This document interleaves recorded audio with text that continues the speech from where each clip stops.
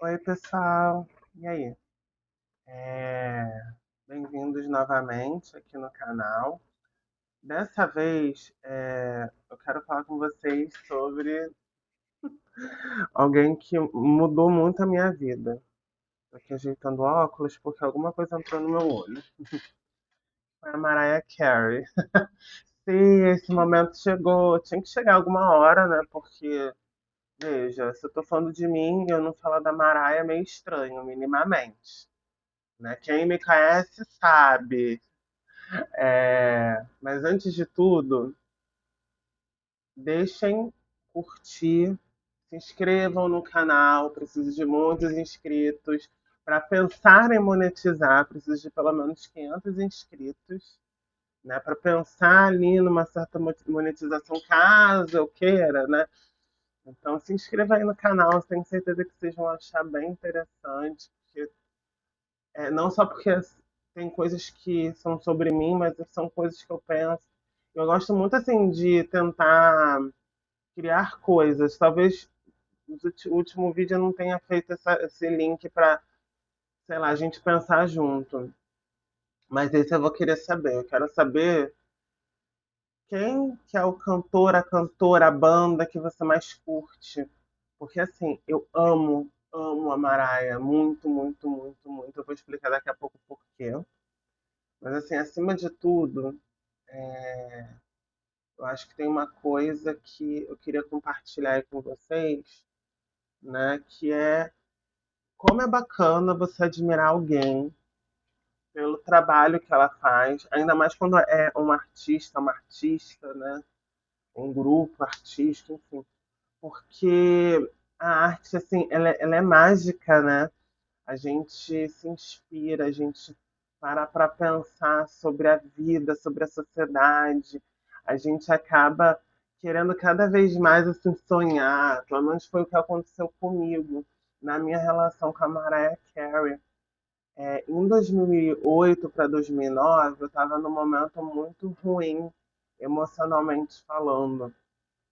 Como eu já falei em alguns outros vídeos, eu já tive depressão, principalmente quando eu era mais novo. Foi assim a fase mais complicada, em que eu tive vários pensamentos intrusivos que me levavam muito a pensamentos negativos, né, de que levavam a algumas coisas que, enfim, eu não quero comentar, mas que vocês já devem estar imaginando. E assim, eu buscava de qualquer maneira achar algo ou alguém que me compreendesse e que me fizesse assim, me sentir ser quem eu sou. Porque eu me sentia muito sozinho. Eu lembro de uma vez que eu estava voltando da escola, eu tinha rota, né? Rota são os transportes, né? A gente chamava de rota. Os transportes escolares que levam e trazem da escola. É, E eu tava assim, isso mais novo, tá? Acho que eu tinha uns 10 anos, acho que era época de quarta série, 9, 10 anos. Eu lembro de estar olhando assim para uma criança e falando assim: poxa, eu queria que essa criança tenha uma vida muito melhor do que a minha. Eu quero que a minha alma vá para ela, porque eu não aguentava mais, sabe, a situação que eu estava vivendo. Eu estava realmente assim, me sentindo a pior pessoa do mundo. Lembrando que eu sempre fui um dos alunos mais inteligentes da minha turma. Hoje até me questiono se eu não era o mais inteligente, porque eu tirava notas muito boas, mas quem eram reconhecidos eram sempre os populares, né? Nem sei onde estão hoje, não quero saber, não tenho raiva de quem sabe, podem até saber à vontade, mas eu não quero saber dessas pessoas do meu passado e não é por rancor, não. É porque elas me fizeram muito mal e eu não sei qual seria a minha reação. Então, para evitar desgaste, eu prefiro não lembrar do passado. E você vê, né? Para eu falar que eu amo a Mariah, que eu sou tão fã dela, é porque tem um motivo, né? Eu estava muito no fundo do poço também. E fato curioso, antes de gostar dela, eu não gostava dela. Não sei se vocês lembram, não sei se vocês tiveram essa época, né? Hoje clipe você assiste no YouTube, né? Na minha época eu tinha que ver na TV e eu só tinha TV aberta.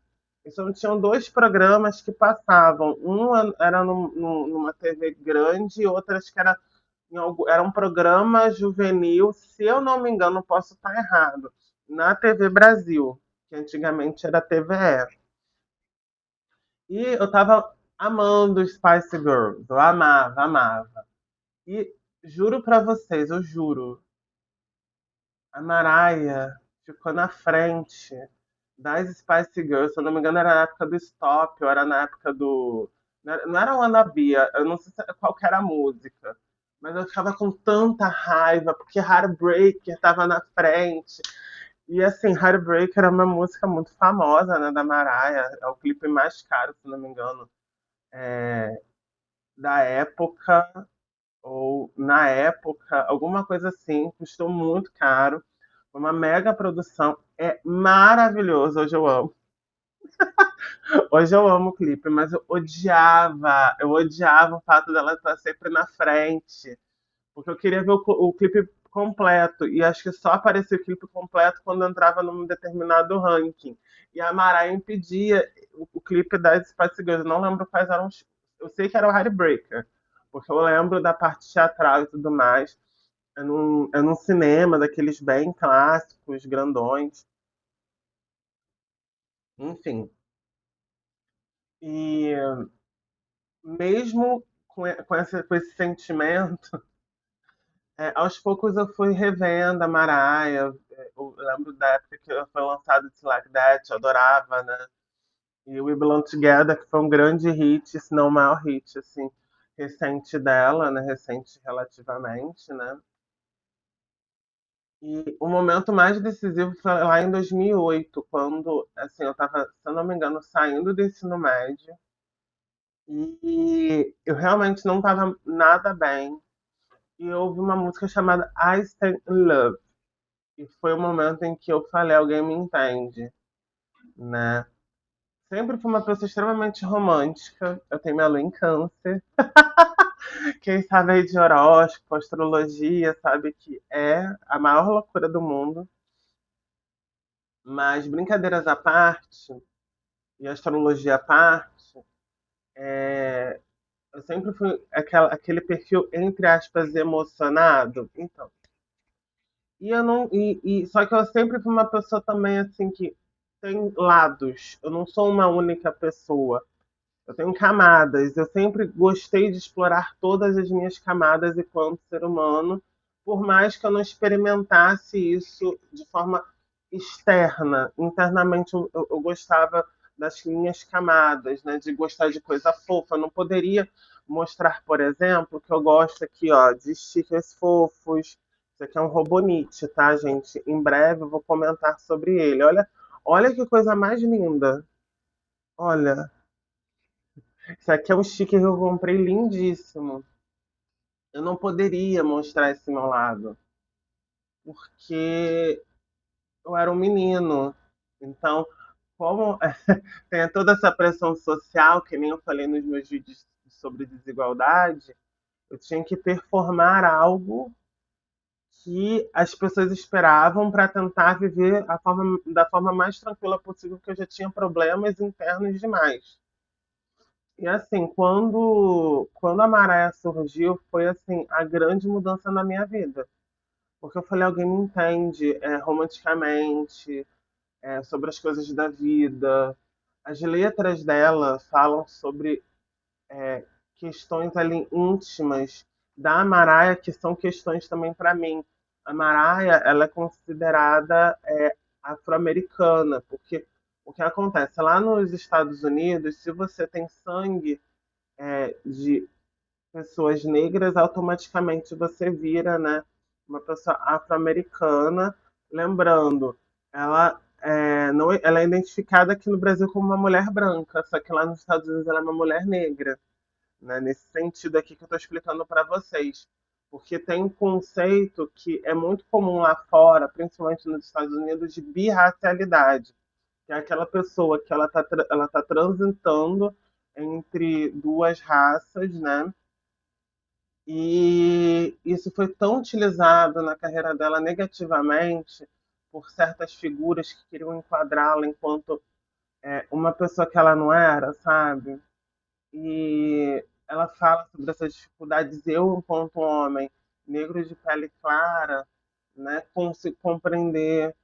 Também tem as questões de sonhos, de querer um mundo melhor. Ela tem várias músicas que ela fala sobre querer um mundo melhor. Ela tem muitas músicas extremamente reflexivas sobre o amor, e não só falando que o amor é lindo, que o amor é bonito, que a gente tem que buscar o amor, mas, por exemplo, em Butterfly, que é uma das músicas ícone da carreira dela, ela fala sobre esse amor que é livre, que precisa voar, que precisa ser livre para ele ser verdadeiro, e que se for para voltar, aquele amor vai voltar um dia, mas que também não tem problema se só continuar, né?